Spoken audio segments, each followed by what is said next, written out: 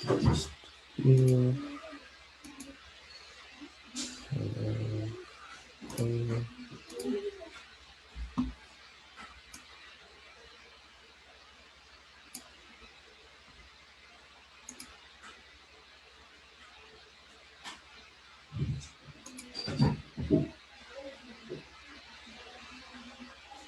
Ooh. Okay. We've got it going. Alright. I'm also going to post the link.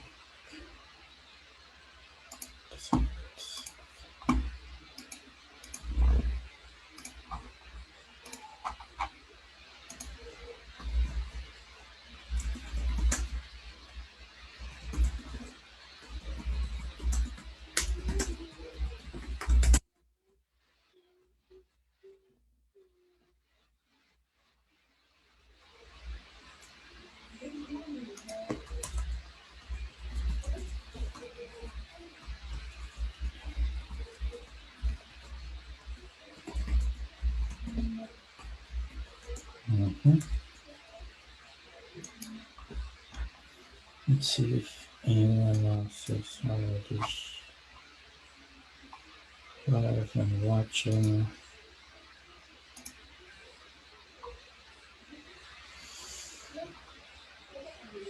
Okay.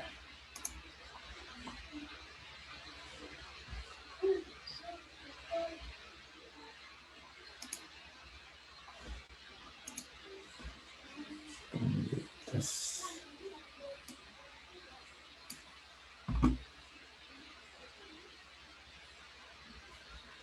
Okay, we have 2 viewers so far.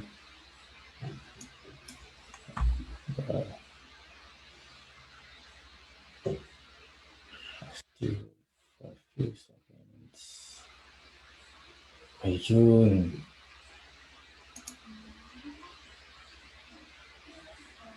Hello. Hello. Hi bro, kumusta ka?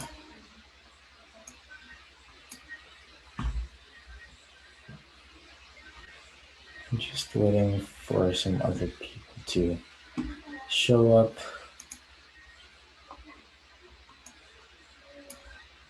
Hi Coach, good evening. Good evening. Kumusta? Paris naman Coach. Early mo dito. Yes, kakatapos lang kumain Coach. Binabantayan mo talaga tong Oo, kasi maganda tong topic na to sa closing kasi to Ito yung pinaka-importante sa lahat Oo. Yung pinaka-reason kung bakit may nangyayari na sales or wala.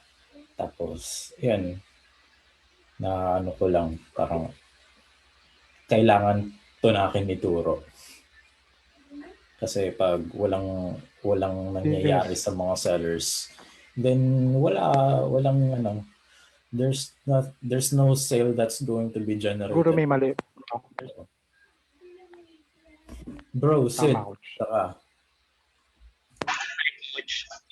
Okay naman.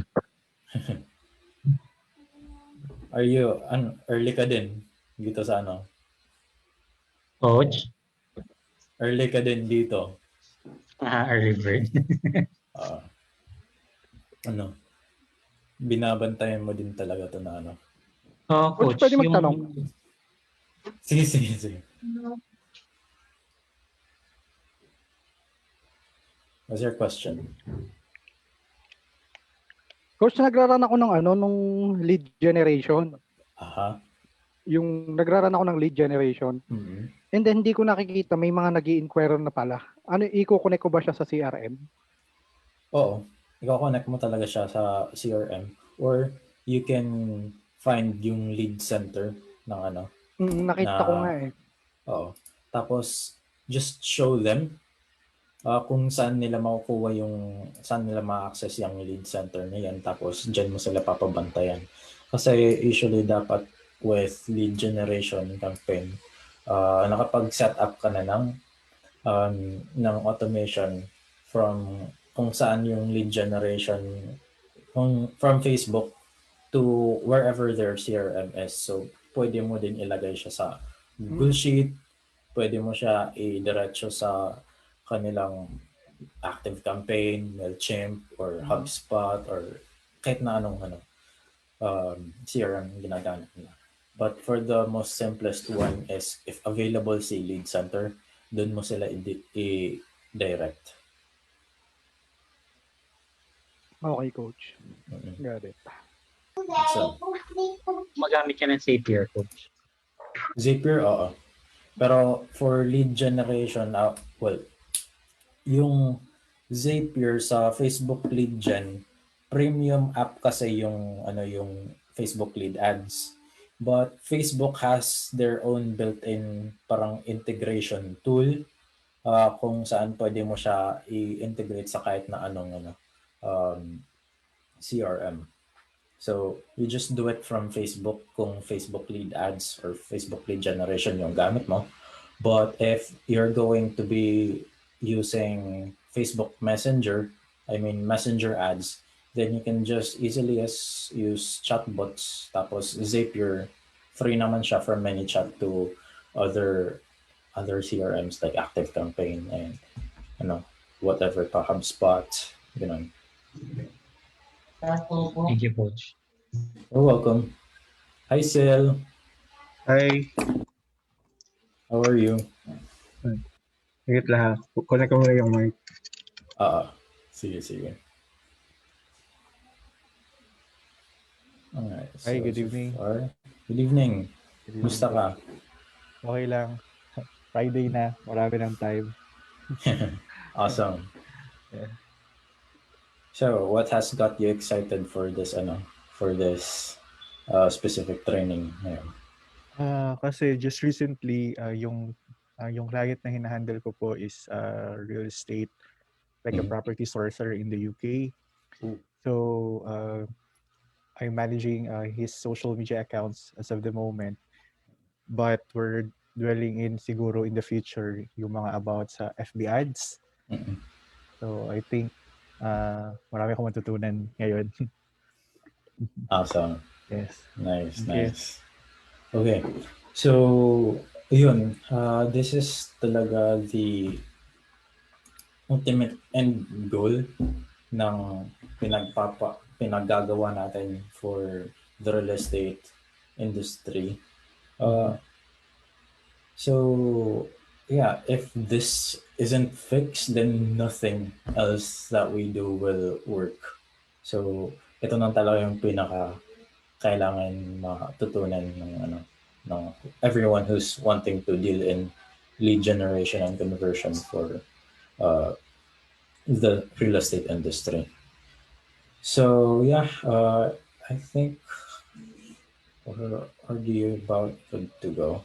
So, guys, start na tayo. Okay, sure. Okay lang. Awesome. Sige.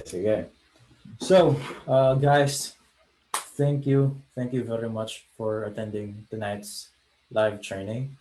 So, what we have here is the most important part when it comes to generating leads for the real estate industry.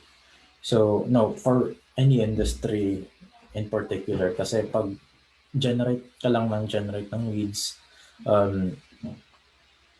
it's useless if you don't know how to close those deals. And this is usually the biggest outlier on why your clients will typically not have any results coming from your marketing, no matter how good you have it set up, no matter if you've used my ultimate real estate ad copy, the ultimate 12-month automated follow-up sequence, the hyper targetings that I taught you guys in here. All of those are ultimately useless if they don't know how to close. So yeah, this is what we're going to be talking about now, and let's go. So yeah, this is what you guys will look forward to. So first, we're going to be talking about the expectations on handling online real estate leads. Next is the ultimate goal that we should have when trying to close this deal right here. And next is the process or the ultimate real estate closers prep, or as I'd like to call it, the Ninja Real Estate Closer script. So within that script, I'm going to teach you guys how to hijack rapport, how to demolish the early objections. So for people who keep saying uh, napindot ko lang, no, I'm not interested, no, I don't remember signing up, ganun, ganun. We're going to teach you how to demolish that. And then we're also going to make them want to buy. So next is closing the deal, and then guilty confirmation scripts to make sure that we can still close the deal if there are any other things that might pop up in the future. So yeah, there we go. So let's talk about what to expect. So, expectations on online generated real estate leads. So, online real estate leads are considered as one of the hardest leads to convert for the real estate industry. Just with an average of 1% to 1.8 closing rate. So, yan talaga. When you're dealing with referrals naman, it's going to be around 3.7%. Pero pag nandun kayo sa mga online sites like Zillow for the US or Lumudi for the Philippines, those will convert around 2.4, 2.4 yung closing ratio. Hi Kathleen, just say hi if you're already available. So yeah, we'll move forward. So yun, most sellers say that these leads are garbage. They suck. They too much work. They just scene zone me. They're not interested, or worse, they just don't bother contacting them. And honestly, I just call that bullshit because they're just giving you so much excuses for not wanting to work with those leads. Because honestly, that's already their their work. And for most of the real estate sellers that are going to be hiring marketers, like some of us right here, they think that it's going to be an easy uh, quick fix button. When you start marketing for them, they'll get easy leads to work with. They think the close are around like 90%, but that's far from the truth. But the truth is, these leads are actually gold.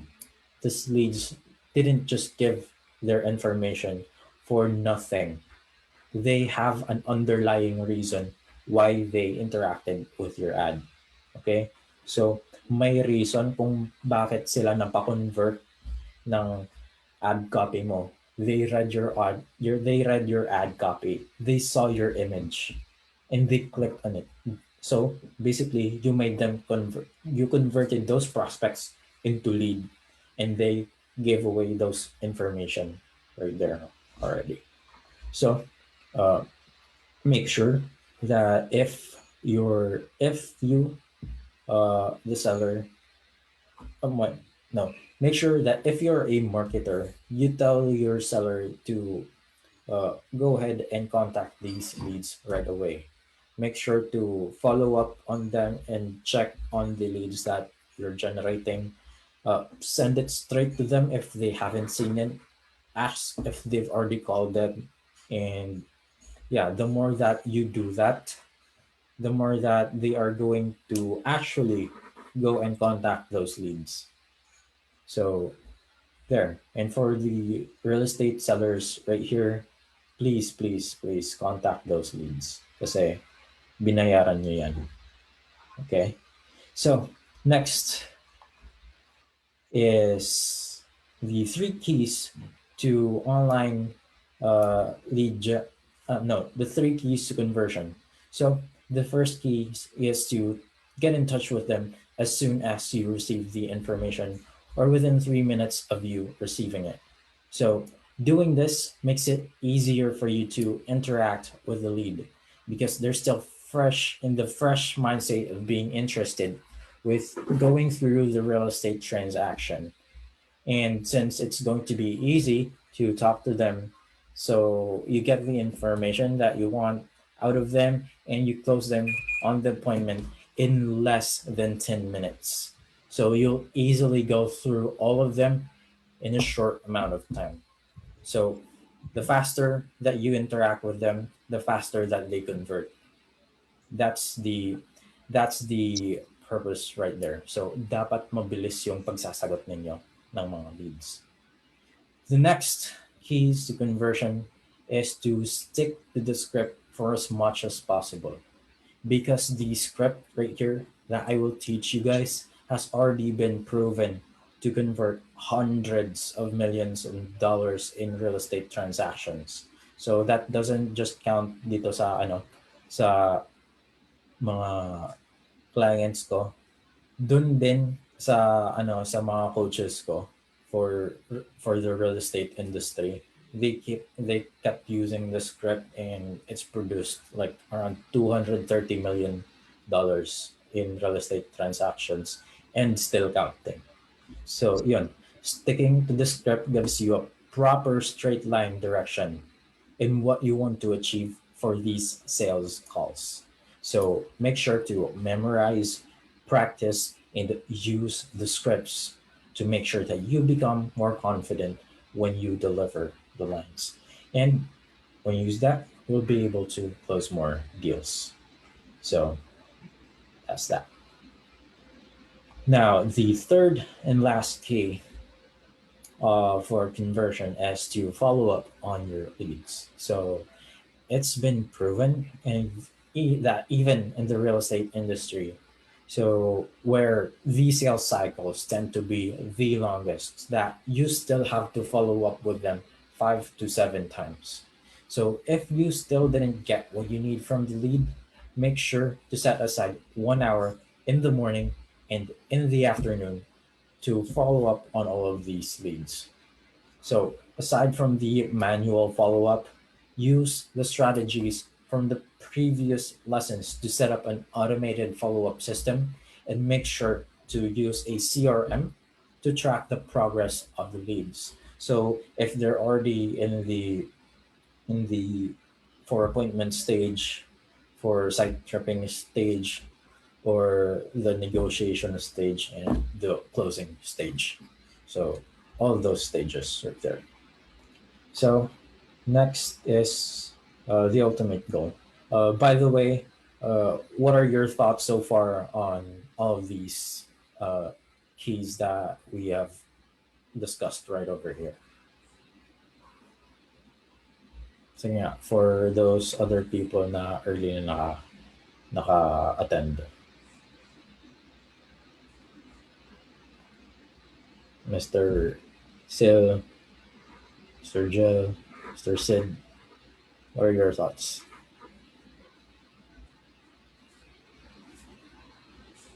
I think yung ultimate goal is to really convert uh, yung sa mga leads na nakuha mo. Okay. But so far, what are your thoughts about on these? Like, ano, ano, ano yung opinions mo on these? Yung mga three keys na napag-usapan natin. I think it's really important to reply kapag may message sa'yo kahit lang sa messenger, like as much as possible. Baka kasi kapag online sila at that time, so maybe if you're gonna reply like an hour after, so hindi na sila masyado online, so the chance of getting them as your warm lead will definitely decrease, right? Mm-hmm. So I think that's a good point na pinoint out mo na kailangan if mag-message ka agad yung parang warm lead nila, yung lead, replyan mo kaagad. So I would agree with that. Awesome. Thank you for that. How about the others, Mr. Hill.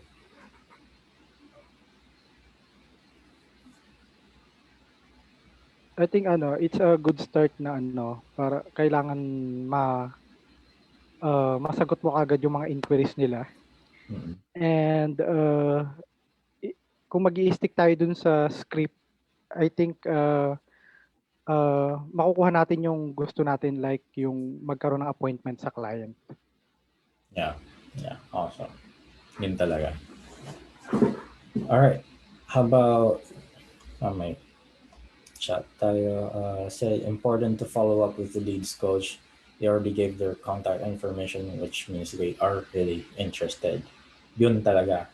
Kasi walang, it's stupid na magbibigay sila ng phone number, email, tapos yung mga property preferences nila, tapos sabihin lang nila on the phone na hindi, napindot lang. They physically type that. So, yun. We have to follow up to move them up the funnel. Yun din. Yep. Because you really have to touch them you have to follow up with them 5 to 7 times first so that they actually convert. So, yan yung mga kasalanan ng ibang mga sellers, hindi na nila fina-follow up. So, yun. Hi, Glaza. Hello. All right. So, next is the ultimate goal. So, hi, Mark. Yeah, what's your question? Coach, sorry question. So following up. Coach, okay lang ba na i-set up mo for following up yung email marketing campaign mo? Or kailangan mo ba talagang tawagan yung clients mo for following up? Or okay lang ba sa'yo na email marketing yung parang automated mag-follow up? You have to do both as much as possible. I So see. sabihin mo sa kanila na while we have an automated follow-up system that we set up, it's still better that if you call your leads regularly.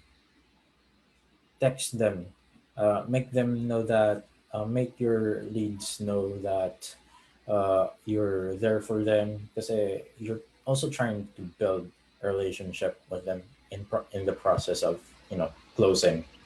So So medyo yun yan. may element of naman coach, parang medyo mangungulit talaga at some point, parang gano'n. Not naman mangungulit, but yung to make your presence felt talaga. Kasi lahat ng possible platforms parang pwede mong magamit.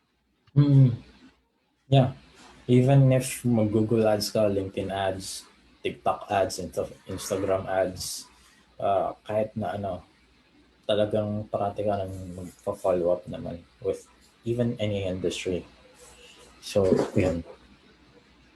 Thank you, coach. You're welcome. All right, so are we ready to talk about the ultimate goal? Sorry, pwede po bang magtanong? Okay lang po ba? Go ahead. Actually po, may naka-set up na parang auto-reply sa IG namin tsaka sa FB page. Okay lang po ba yun? Ano kaya yung parang, kasi every time mag-i-inquire sa kanya, yun yung parang lumalabas kaagad. Like, hi, thank you for something, and parang, I just want to get you personal, so can you state your name? And so, parang meron pa bang format or ano kayong parang magandang auto-reply message if someone would reach out sa mga business page po namin? So, if it's going to be real estate, the best, since lead generation naman talaga to na industry, the best automated response would be yung something that goes along the lines of, hi, thank you for the inquiry, thank you for inquiring on insert page business name. We've received your message, and for faster inquiries, just please provide your full name, mobile number, and email address so that we can provide you the all the details that you need as fast as possible. So kahit yan, even if you're not um, generating using FB ads, kapag may passive na organic traffic lang na dumadaan tapos nag-i-inquire, then automatic hihingi na sila ng mga contact info. And then once you start to receive yung mga contact info, tawagan diretso. Okay. Uh, Thank you. Thank you you're po. welcome. Coach, may question ako. Go. How about yung mga inquiries is like mga madaling araw na, okay lang ba tawagan din sila? Kasi ginagawa ko, tinatawagan ko kagad. Oh, tawagan mo kagad. Even basta nag-inquire sila, walang oras na, no? So Okay lang. kung hindi mo naman siya naabutan, like the earliest possible na na kaya mo. Yun lang. Okay, Coach. Alright. Pwede po ba another question? Okay lang. Go. Ano po, what if ikaw yung nag-handle ng business page sa IG page ng client mo?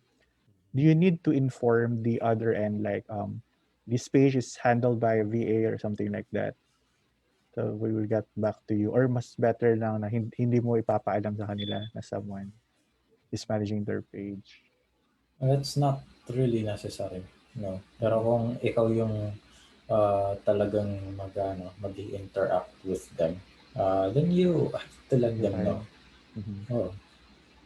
Okay. Like, for example, kung ikaw sasagot ng mga inquiries, you just let them know, hi, I'm Sil from this company. Let me help you with your inquiry. Parang ganun. Okay po. Okay, Coach. Thank you. You're welcome. All right. No questions na ba so far? Can we proceed? Yes po. Awesome. Sige. So, the ultimate goal. Now, while real estate sellers in general think that marketing is as simple as build it and they will come. So, so all they do is just vomit out all the possible details that they have on the prospect through chat or email and expect that the next reply of the lead will be deal. Yun na kagad. So honestly, this is just stupid. Why? Because you've given them all the leverage up front for them to just take and throw away in the garbage can. It's like you asked a stranger to marry you right away. So selling is definitely not supposed to be like that. Kasi you lose control already at the first phase. So since strangers pa kayo, you shouldn't ask them to marry you right away. Shouldn't send them um, computations right away, because that's a recipe for disaster. So selling and dating is the same. You have to go through the first date first. So, and the way to do that is we don't share every single piece of value and leverage to them right away, because you're trying to avoid the possibility of being rejected right away. So while you still haven't even shown your true value as a seller that can provide outstanding services. So hold back on the sample computations, details, and photos, and make sure to get their phone number and invite them first to an appointment. So yun talaga, the phone number and the appointment. So our ultimate goal is to get a face-to-face appointment with them. So it's where we can truly and surely present our value to them. That's where we typically do our pitch when we're already on the face-to-face appointment, or what others call site trippings. So you can present them everything there is to know about your product or property, answer most of the question, and then close them right away. So, but to get to that part, dun sa face-to-face appointment, our first mission is to get the phone number call them, qualify them, and then set the appointment with them. Okay? Because calling them is the most surefire way that you can get qualified appointments fast. Why? Kasi nakipag-usap ka na with them and you've established this human-to-human interaction with them, and it's just not as dead as sending out emails or chat. Wala. Mas effective talaga basta tinatawagan, because you can do a lot more damage when you're calling them. And we're going to show you that when on the scripts. So, yun. Now, I've created this thing to explain how the sales process is supposed to work. So, from the moment nakapag-generate na tayo ng lead, their first goal is to call them. So, during the call, dyan ka mag-i-introduce ng sarili mo. Dyan mo i-qualify yung lead niyan. Tapos, dyan ka magsaset ng appointments. So, there we go. We've hopped on over to our next goal, which is the appointment. Now, on the appointment, that's where you do your product presentation or your pitch. And this is typically where you handle the last objections. So, last objections being, wait, maybe some others will have problems with the price terms, and then you just tell them, no worries, we have more options for financing right here. Just tell us how much you can handle, and we'll do that for you, something like that. Or if may gusto na lang sila na na specific room or tower or anything, that's easily doable. So yun lang yan. So yung kadalasan na nangyayari is whenever I noticed this on some of my clients. So whenever we generate a lead, di na nila kinocall, di na nila pinapadaan sa introduction, qualification, appointment setting. So what they do is once they get the lead, they chat them and diretso sila dito sa product presentation, kasi sinesendan kaagad ng mga presentations, details, photos, price terms, and they're just expecting na diretso na siya sa close.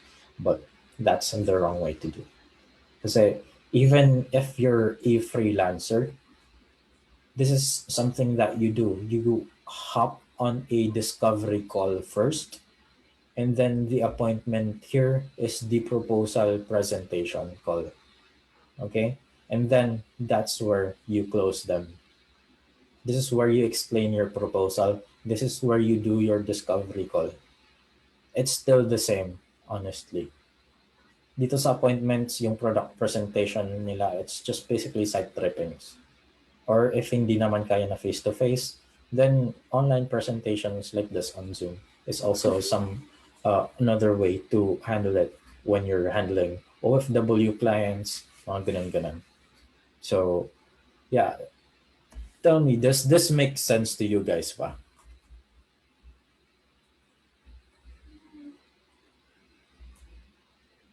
Yes, coach, definitely. Let me know what your thoughts are on this.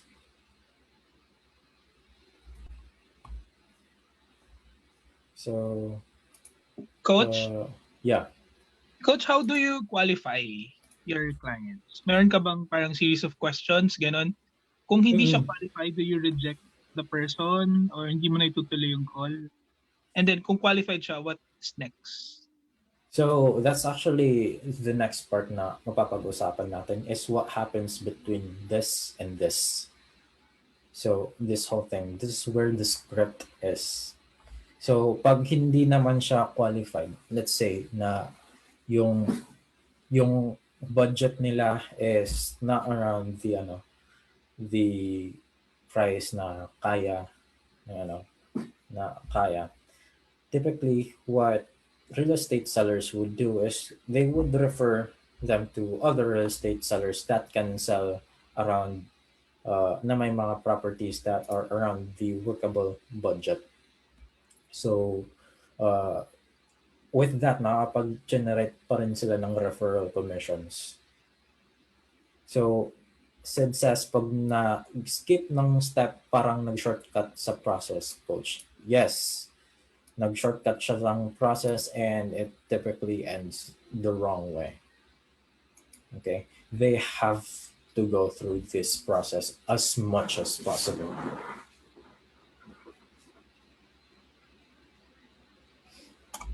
All right. Do we have any questions so far?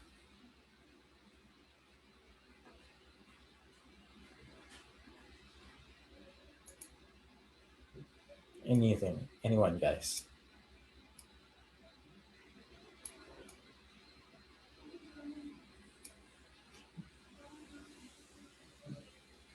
Yes, Mark? May question? O baka mga excited lang kayo makakita ng Coach. script. Hello, Coach. Yeah. Coach, what if sila mismo yung nag-insist about halimbawa sa mga sample computation? Anong kailangan, anong gagawin? So, binubudol ko pa rin sila na magbigay ng phone number. Ganun. Oo. Okay.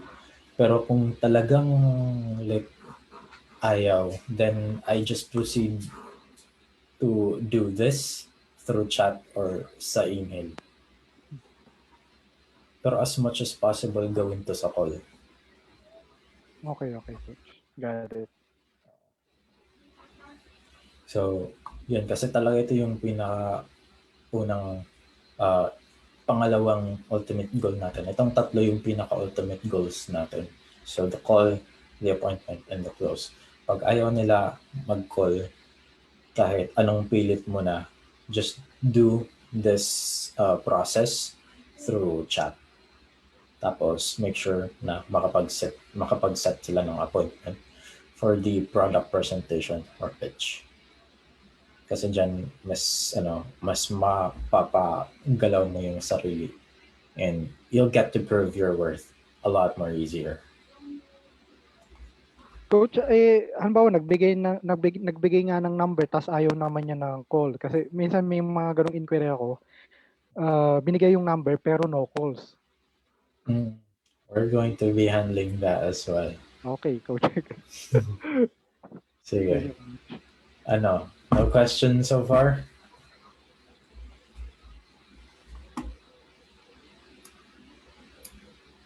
No questions ba tayo so far?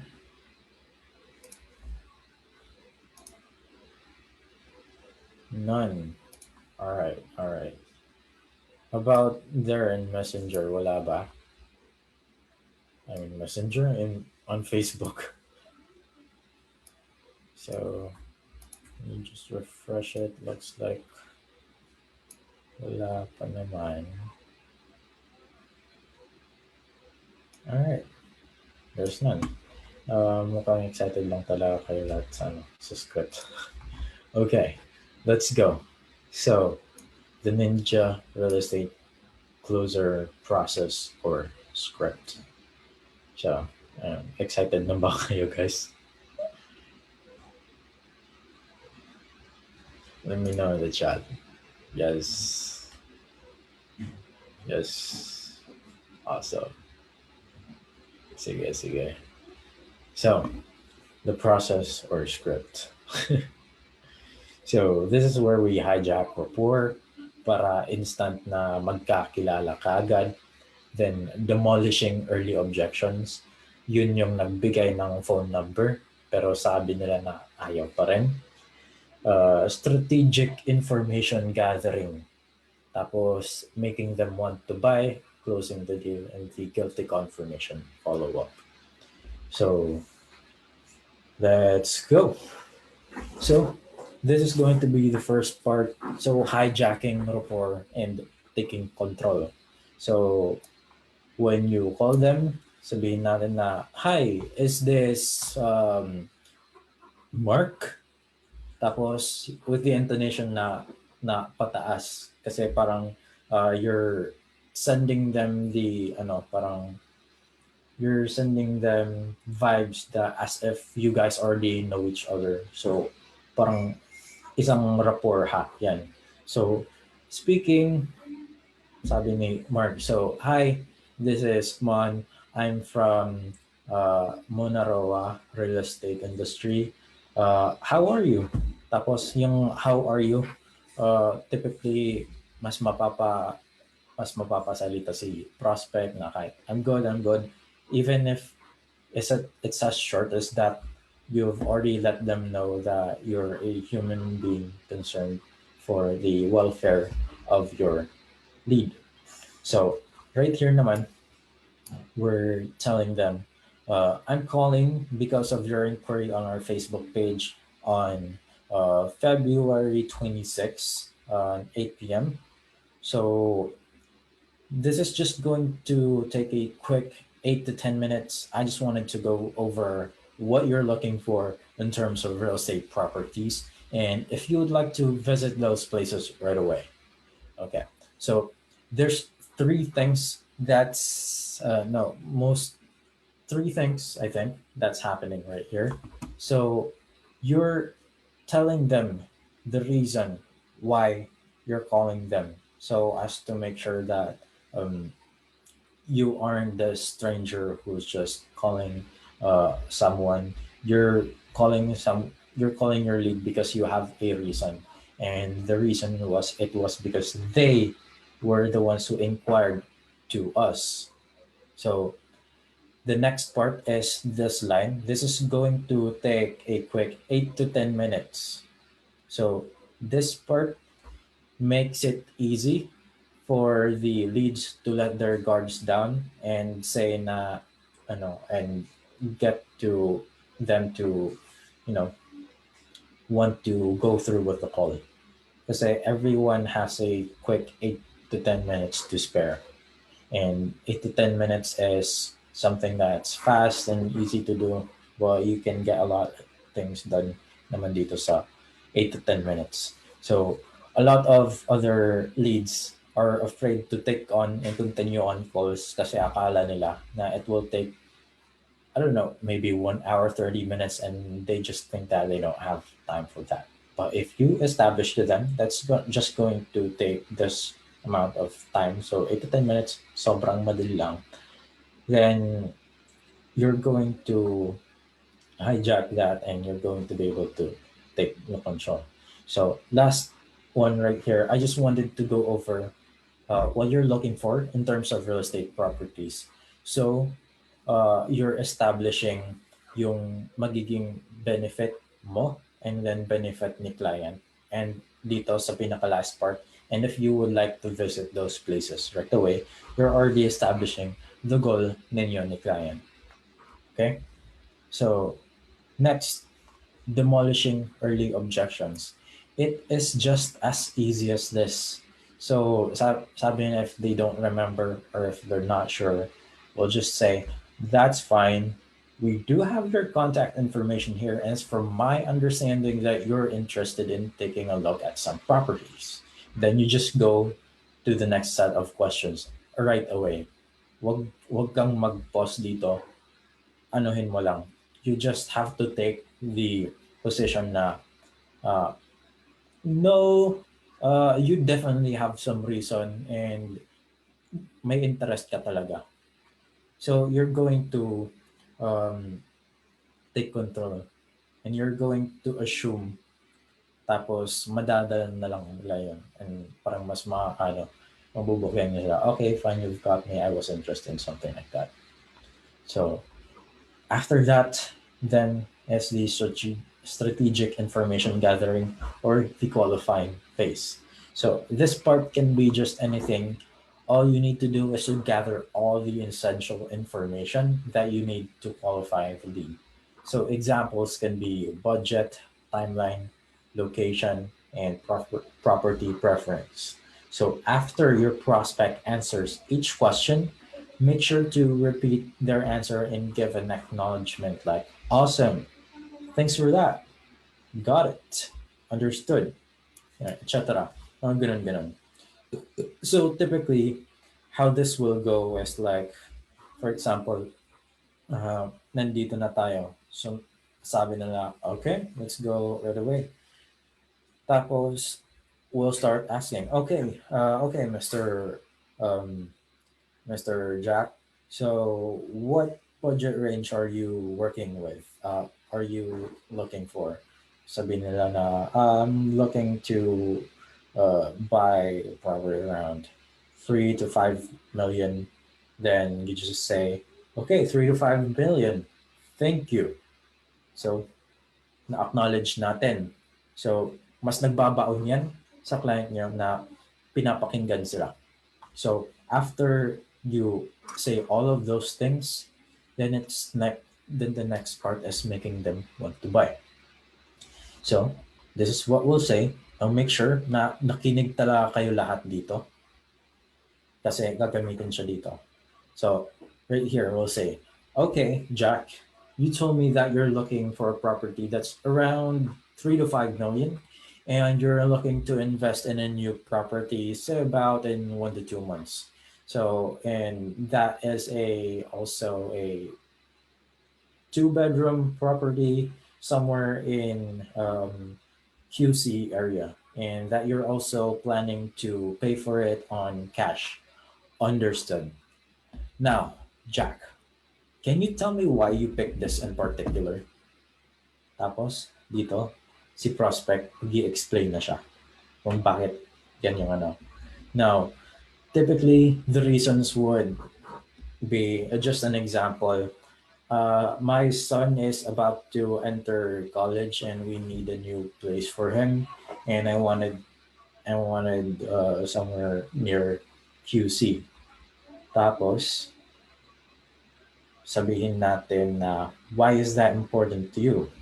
Okay, sabihin ni prospect na it's important to me because mag-aaral na si Junior, kailangan na sa QC siya, tapos we want to make sure that he has an easy life, na easy college life, and gusto namin na maging safe siya.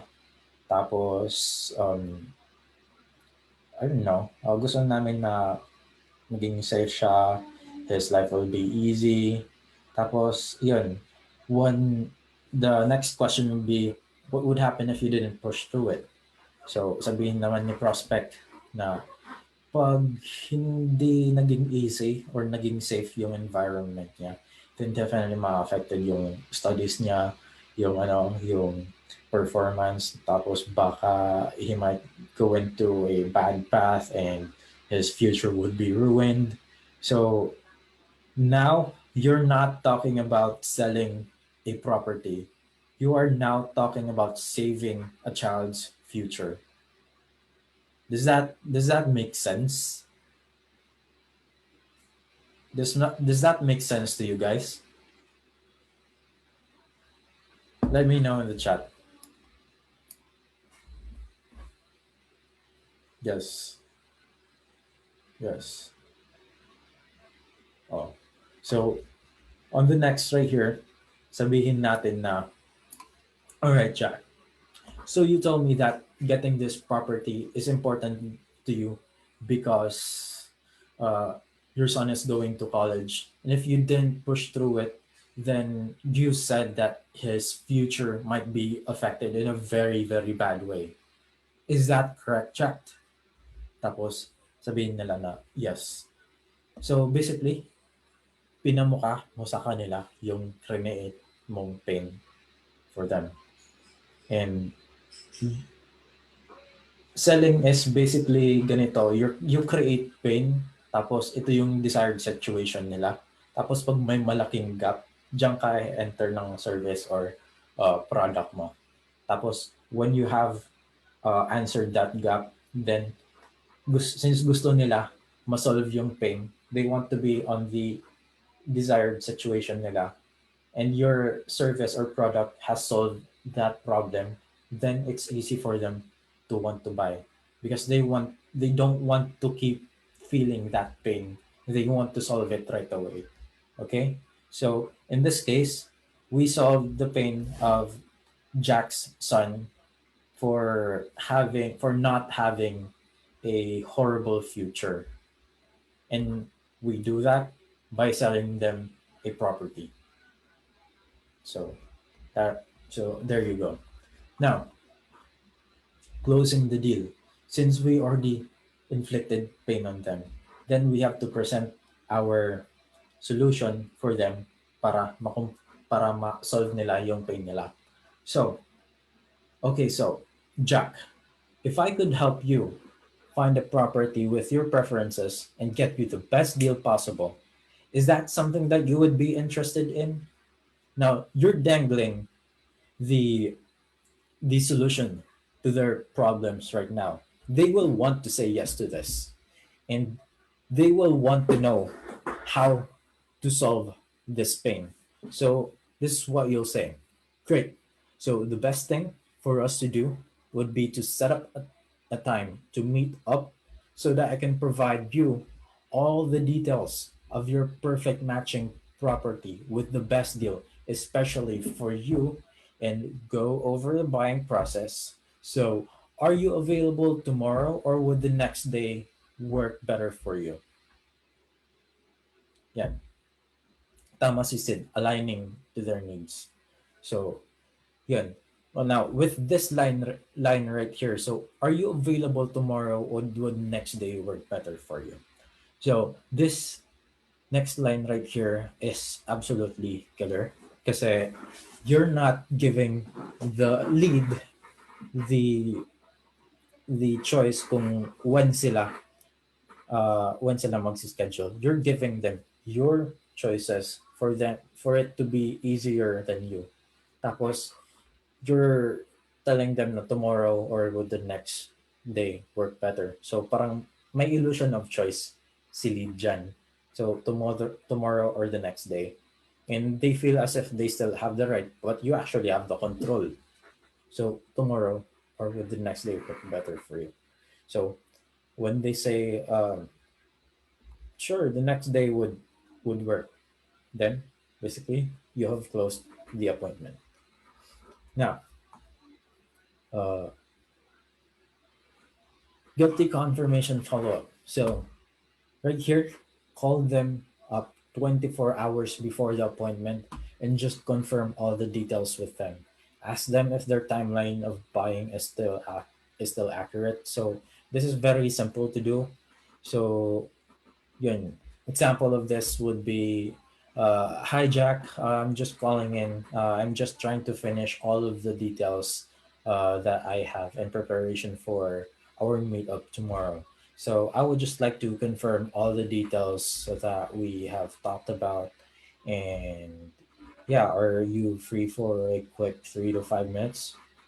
So pag sabi niya ni lead na, yeah, sure. Okay. So I remember that you said you wanted 3 to 5 million in towards your budget, 2 bedroom located in QC, and you're planning to pay cash. So is that all still accurate? Tapos sabihin na, yep. All right. Just wanted to quickly confirm all this. Are we still good on our appointment for tomorrow? And then sabi na, yes, sure. So, all right, Jack, was nice calling you. I'll see you tomorrow. So, just by you calling them, that didn't even last 3 minutes, honestly. That was just like, I don't know, 50 seconds. Tapos, you've already established na, uy, seryoso to. This is something that I shouldn't be backing out. So, that's why. Now, if hindi accurate na yung buying timeline nila and they wanted to cancel the appointment, ask mo why.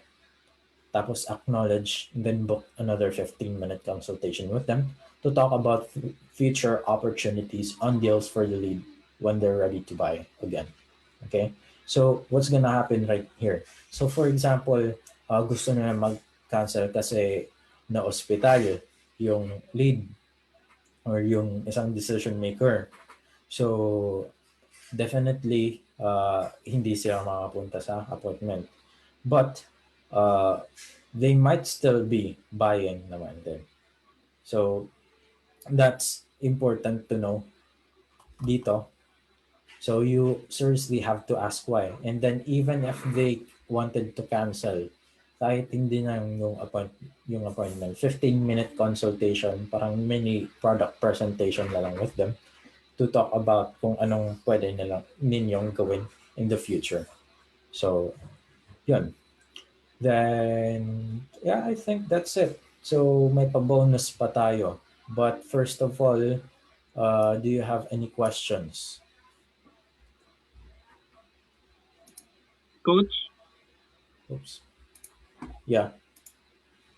Coach, dun sa pag nag-cancel tapos you book an appointment, sorry, Uh, ikaw po yung magbibigay ng option or kunyari nag-cancel yung client, sasabihin ba mo na can I book an appointment with you to parang further talk about your needs, ganun ba? Or how do you paano siya i-offer?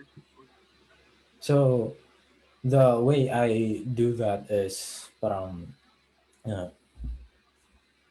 paano ba yan? Buksan ko yung script ko. From inquiry, no. Guilty confirmation.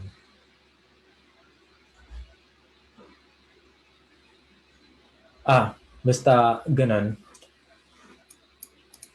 Then I just say to them, are you still free tomorrow or the next day for a quick 15-minute appointment? 15-minute consultation to talk about your needs in the future.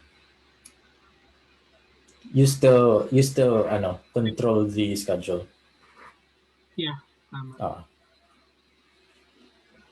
Yeah. Coach, follow up lang. Coach, Go. ano to, diba? Medyo foreign pang US to, right? Or ano ba to? Kahit sa Philippines, talagang okay din? I made this specifically for the Philippine na Wow. but this came from from yung pang US talaga. Tapos I asked yung parang I crafted this according sa kung anong nangyayari din sa sa mga clients ko now. Then I asked them kung what they feel would be a good flow. Tapos ito na yung kinalabasan nito. Yung script. Okay. Parang medyo shortened din siya, coach, no? Hindi siya gano'n din kahaba. Kasi it has to be very short, 8 to 10 minutes max. Yeah. Kasi yung sinosolve lang natin for this script is itong call to appointment. Hindi ko kaya dito sa product presentation, basically I still have this in the script naman. Tapos yung handling objections. So actually, that is the bonus. So get the full detailed scripts. So yun. Actually, if you want to get the full detailed script, I'm going to give you chat. Yay, thanks coach. Yun. So this is what the full script looks like. So may from inquiry tayo. Tapos may mga tips siya. Tapos may mga pinapa-handle something. Tapos yung call script, it gets more in detail compared kung sa tinuro ko dito sa may mga tips pa siya dito to make sure that you guys still remember where you are. Tapos handling the last objections, I have to think about it, need the information instead, mga ganun. Tapos for appointment close, guilty confirmation script, tapos cancellation ng appointment, may ganito. Tapos may drum pa tayo yung on the day of the appointment on how to close it. So it's very short and sweet, but yun. That's what you'll get if you will decide to post a video in the group answering the following question. So, yun, what challenges were you trying to solve before you've encountered my coaching dito sa Ninja Real Estate? And is there anything different about my coaching that stands out to you? Was there a moment when you realized that my coaching was actually working to help you solve your challenges? And last, how are things different now that your challenges are being solved or are solved? So, yun. Now, the reason why I'm doing this naman is because this will be the last training that I will do up until I finish my upcoming paid course, because we're already in the process of doing this. Now, yun, so for the first 10 people who sent over a video testimonial in the Facebook group on these free trainings so far, you will be given not only yung script, but a special discount on the launch of the course and another free coaching call with me. So, tatlong pasabog na mga bonuses. So, yun. Sa final advisor, yes, ako din. Pwede din yan. So, yeah. Everyone, go ahead. Barrage me with your questions.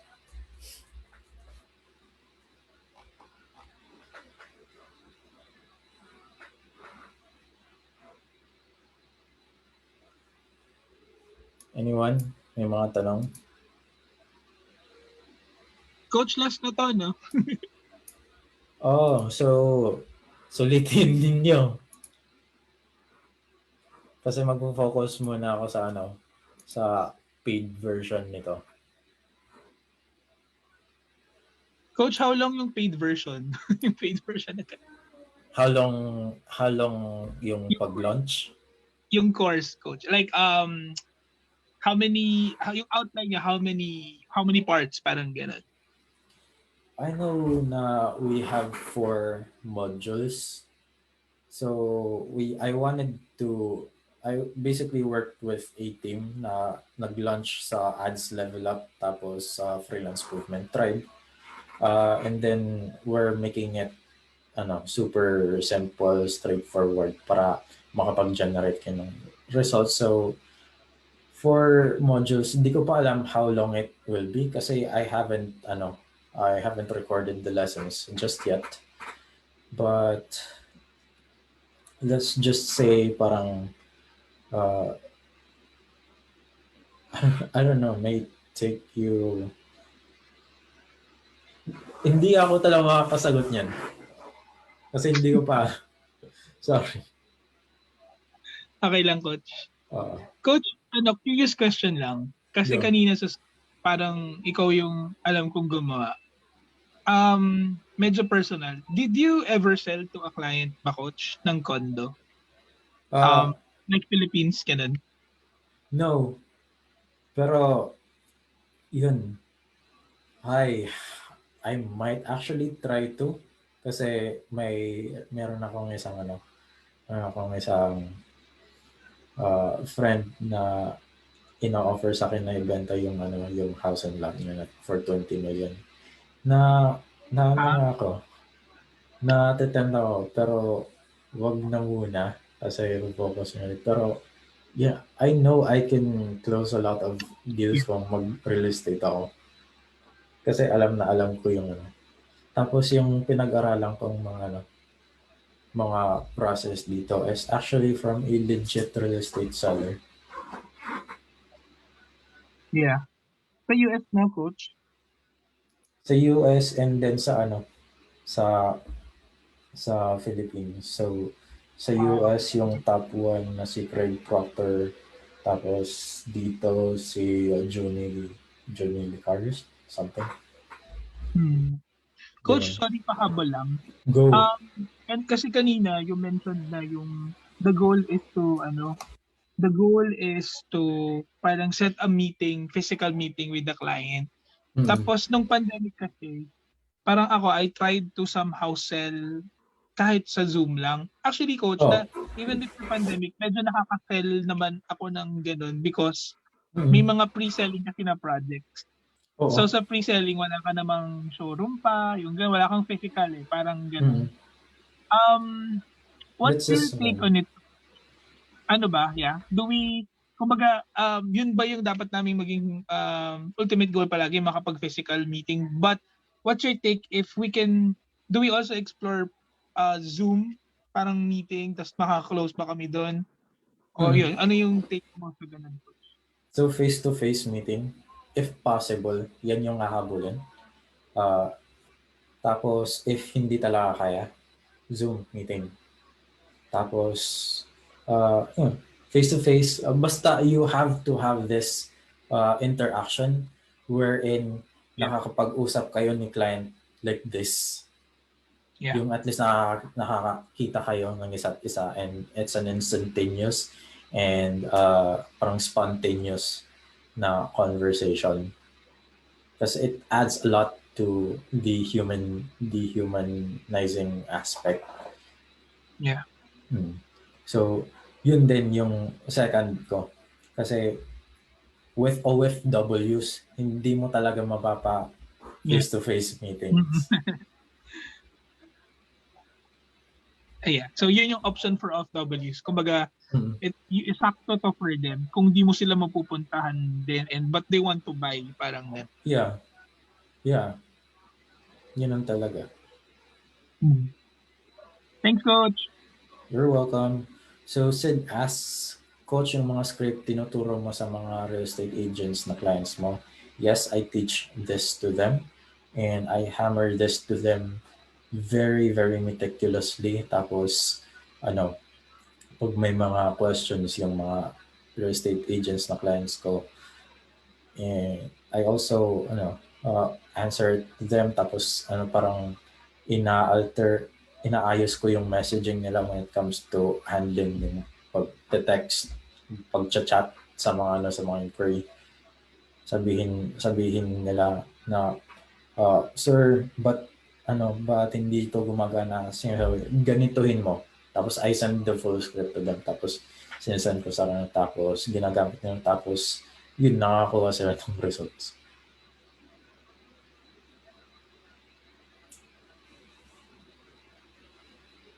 Anything else? Coach, can you tell me how effective FB ads is sa real estate? Like, in ano lang po. Kasi I'm actually, SMM po ako, social media manager, as of the moment. And I don't know why napunta ako sa community na to. Siguro dahil sa real estate marketing and stuff. And yun lang, curious lang po ako regarding about FB ads. Like, how would you really use that tool po sa real estate? Like, what's the very first step? The very first, your very first step po in using FB ads. Kaya kailangan mo bang i-grow mo na yung mga following mo sa business page bago ka mag-run ng ads? Or would you first try organic reach muna bago yung paid ones? Or you can do both at the same time? Okay, so the fastest one, if you want to hit 81 million in 2 weeks, like someone I know, 81 million? 81 million in total closed deal sales. Ginamit lang nila Facebook ads. Tapos yung script na ganito. Okay. Pesos, Coach? 81 million pesos. Pesos. Anong developer, Coach, or project? Luxury? It was a collection of several of her clients. Okay. Tapos Mr. Sil, ano yung question ulit? Actually po, UK property market kasi yung English ko. So yung pinakaunang nililearn ko po ngayon kasi we just recently launched our social media campaign, like content posts muna to grow our following. So the next po is we're trying to look into FB ads. Ano po kayang yung parang number one, kasi my client is asking me, can we try doing FB ads, stuff like that. Pero we both don't know how to really start our FB ads campaign. So the first thing that I will tell you is when Facebook ads will definitely accelerate kung ano mang success na mayroon ngayon yung client mo. So it's mas mabilis siya na source of traffic compared to organic traffic kasi you are now paying for the traffic. So talagang mas magkakaroon kayo mas maraming results. Not in terms of parang growing your followers because followers can mean just baka yung followers hindi qualified or hindi naman necessarily lead, parang mga friends lang niya na sumusupport na congrats, may Facebook page ka na. Tapos with Facebook ads, you are controlling who sees your post or your ad. So yun, the first part na pwede mong gawin is una to watch the rest of my videos. Okay. Sige po. Will do. And then when yung nandito kasi kadalasan the strategy of how to do Facebook ads and conversion for the real estate. So I didn't teach just yet kung paano kung yung how to build a Facebook ad talaga na step by step na detailed. So you can just as easily search that in Facebook. Maraming mga tutorials on how to set up a Facebook ad. But yeah, just watch the tutorials on Facebook ad and apply my lessons here on how to apply it for the real estate industry. Okay po. Sige po. Thank you. And no worries, you can go ahead and ask questions naman sa akin if may mga upcoming questions ka about Facebook ads for the real estate market kahit dyan sa UK. Okay po. Thank you so much, Coach. You're welcome. Yung nag-one-on-one mock-up kayo ng real estate agents sa scripts. Well, I didn't really have time for mock-up, pero pwede naman din mag-mock-up calls, pero I've already told them how this works and I've also sent them live recordings of calls na ginagamit tong script na to. So I think that's already sufficient.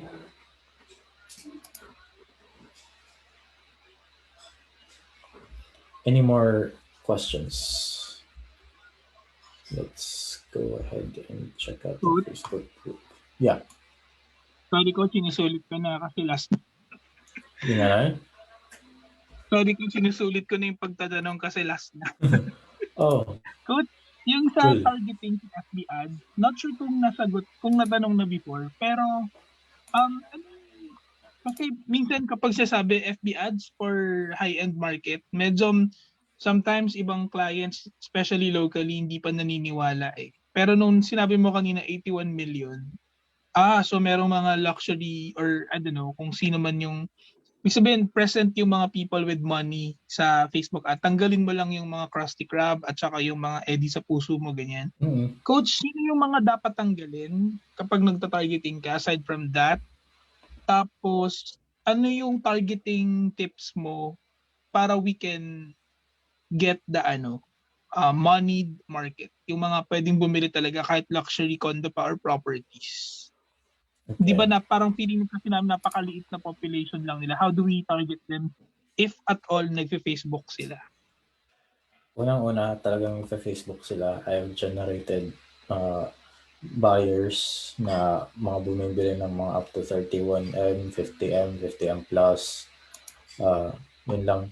Hindi lang na-close ng client ko kasi hindi niya tinawagan. In-email lang niya. So, oh no talaga. Sayang. I'm looking for the ad targeting. conversion and copy mo, nawala na yung Messaging campaign lang yan din, coach. messaging campaign, tapos pwede din lead generation campaign. Nawala na yung yung ad targeting training ko. But I already have training on this, yung about sa targeting ng ng luxury market. So basically, una, yung to avoid yung mga judgment ng mga types of leads.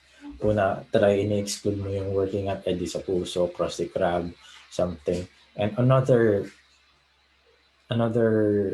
thing that you should also exclude is yung mga competitors. So, include mo yung, for example, if nasa Ayala yung Ayala Land Premier yung client mo, then go ahead and exclude yung mga under Ayala, Alveo, and also other developers like SMDC, DMCI. Tapos make sure na yung lumalabas Employers or intern?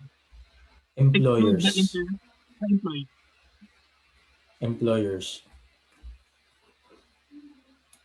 Tapos for the targeting, kadalasan ginagamit ng mga international frequent flyers, interested sa luxury properties, yung may mga iPhone, yung interested sa real estate investing, interested sa golf clubs. Just find yung mga yung mga interests na mga luxury na Kahit gaano kadami yun, coach, yung lahat yan, I mean, isasama sa interest. Golf, frequent flyer, okay lang yun? As long as di ka bumaba ng 100k sa audience. 100K population. Oo.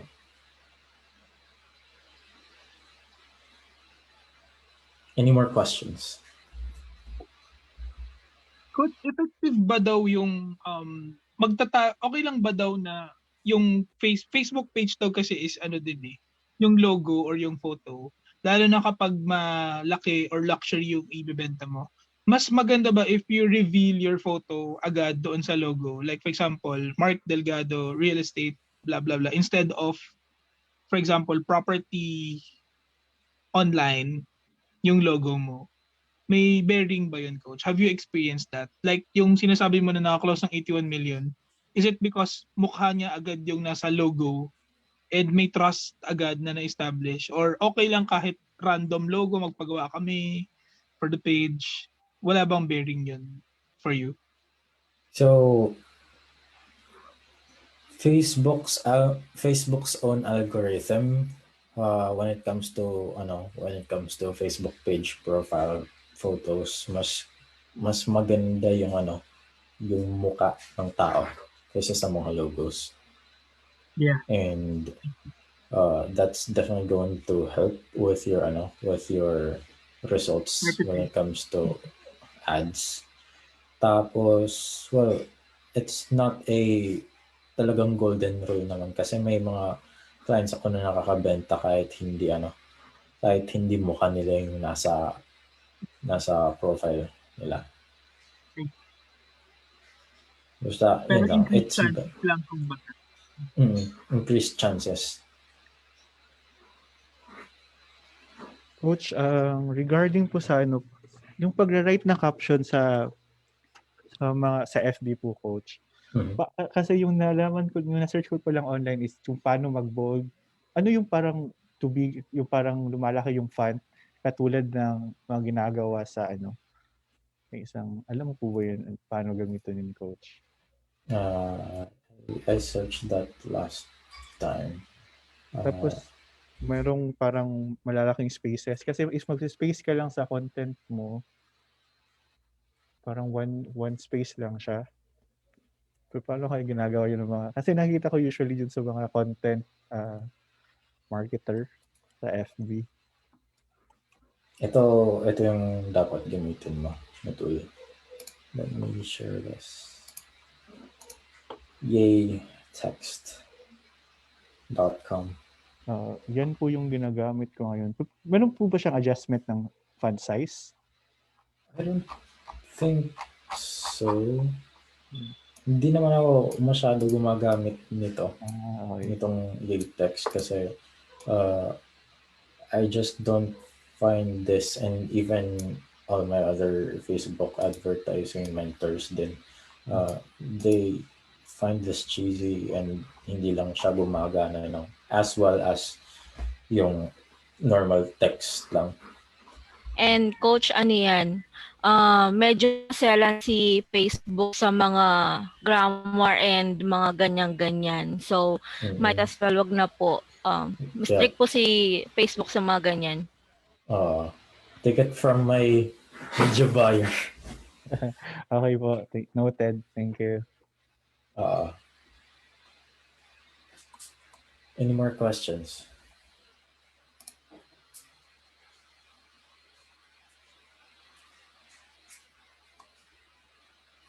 Wala na ba so far? Add ko lang po, wag gagamit ng mga capitalized letter sa ano kasi napakaselan yan. May mga ad account po na nababan talaga dahil lang po sa mga grammar tsaka sa mga font. Yan lang po, add ko lang. Thanks. If yung sa content post lang, like mga post mo sa FB page mo, okay lang yun siya. Kasi parang eye-catching kasi yung parang mas malalaki yung font.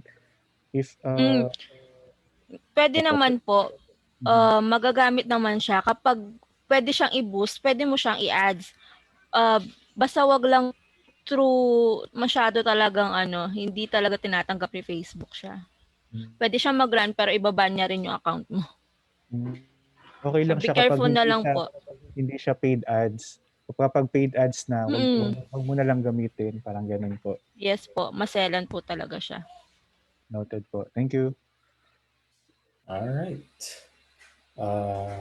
So is there any other things that we need to cover, or do you guys still have any questions? Go. Sorry, speaking of that, yung kay Miss Glyza, do we have a list of dito? Parang we have to avoid ng mga words or things on FB ads kasi I understand parang ang dali kang ma-block talaga, and parang yun yung isa sa nakakatakot na By the way, I have a client kasi na hindi ko pa actually simulan ko pa lang, parang palagi siyang nabablock kaya he need me. So troubleshooting ka agad. Pero hindi pa kasi ako expert dun sa kung ano yung mga what not to do, yung mga do's and don'ts. So Ano yan po ba for yung one. ano po ba muna ang niche? Real estate din po. Well, siya, aesthetic clinic siya. Pero is there parang a list of things na para panglahatan ganun? Na parang meron mo naman po sa mga Facebook policy, pero mahigpit po si Facebook sa mga before and after images. Sa mga masyadong grabe yung amazing result, best result, mga too promising Too good to be true. result. Yes. And then landing page is napaka-importante din po. Kung yung Facebook account niya, yung page niya is maraming mga before and after images, please, wag niyo na pong gamitin kasi iba-ban po niya. Mostly ganun yung mga problema sa aesthetic clinics. Thank you, Miss Glyza. Miss Glyza, may listahan po ba si Facebook yan na official? May sinasabi po ba niya deliberately kung ano yung mga dapat i-avoid? Yes para po. Lang, saan po yes kaya po. Facebook policy. Facebook policy po. Try kong ngayon. Sige po. Baka po pwede sa group po, Miss Glyza. Thank you po. Okay po. Thank you. Alright. Salamat po dito sa group na to. Kahit first time ko pa lang makinig, parang ang dami ko lang natutunan. Ang buti nga you stick to the end.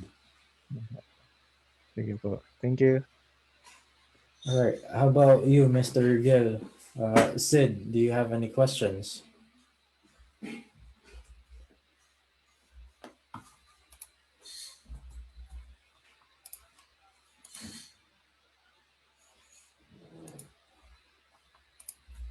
None so far, I guess. Yeah, best one mo po siyang All right. So yeah, if there's no more, if there's no more questions, remember the bonus na yun, pwede ninyo makuha yung yung scripts if you go ahead and shoot quick video testimonials. So yeah, thank you guys, and I'll see you soon over on the next live.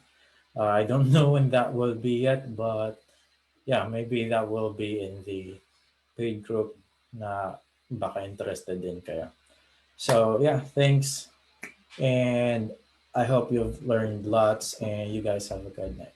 Bye-bye. Bye. Thank you, Coach. Thank you.